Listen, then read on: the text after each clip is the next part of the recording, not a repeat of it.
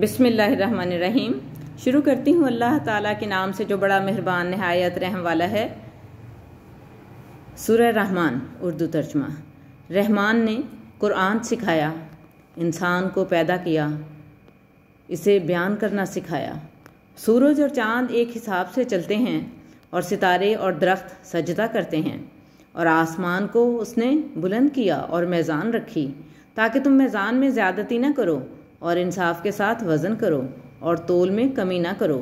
اور زمین کو اس نے مخلوقات کے لیے بچھایا، اس میں میوے ہیں اور غلاف والے کھجور کے درخت اور بھوسے والے اناج اور خوشبودار پھول۔ بس تم اپنے رب کی کون کون سی نعمتوں کو جھٹلاؤ گے؟ اس نے انسان کو ٹھکرانے والی مٹی سے پیدا کیا اور جنوں کو آگ کے شعلے سے پیدا کیا۔ بس تم اپنے رب کی کون کون سی نعمتوں کو جھٹلاؤ گے؟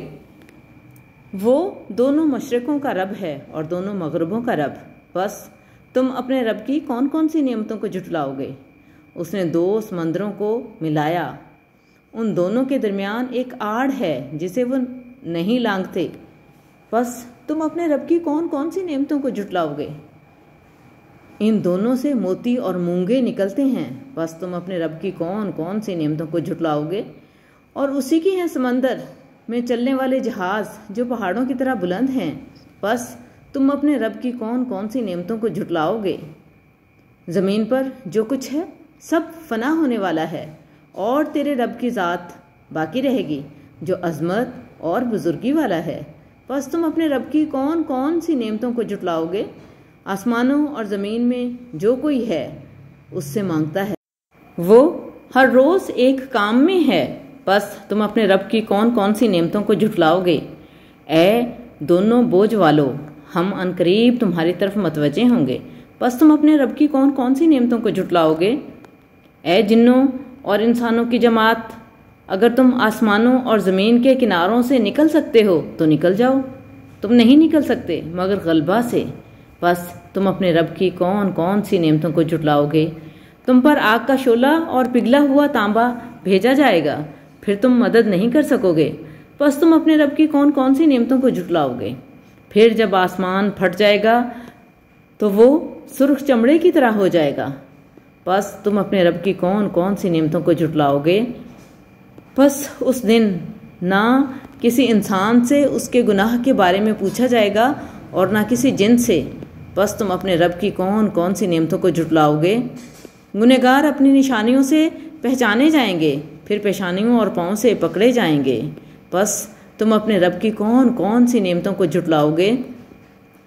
یہ وہ جہنم ہے جسے گنہگار جھٹلاتے تھے، وہ اس کے اور کھولتے ہوئے پانی کے درمیان چکر لگائیں گے۔ بس تم اپنے رب کی کون کون سی نعمتوں کو جھٹلاؤ گے؟ اور جو اپنے رب کے سامنے کھڑے ہونے سے ڈرا اس کے لیے دو باغ ہیں۔ بس تم اپنے رب کی کون کون سی نعمتوں کو جھٹلاؤ گے؟ دونوں گھنی شاخوں والے۔ بس تم اپنے رب کی کون کون سی نعمتوں کو جھٹلاؤ گے؟ ان دونوں میں دو چشمے بہتے ہیں۔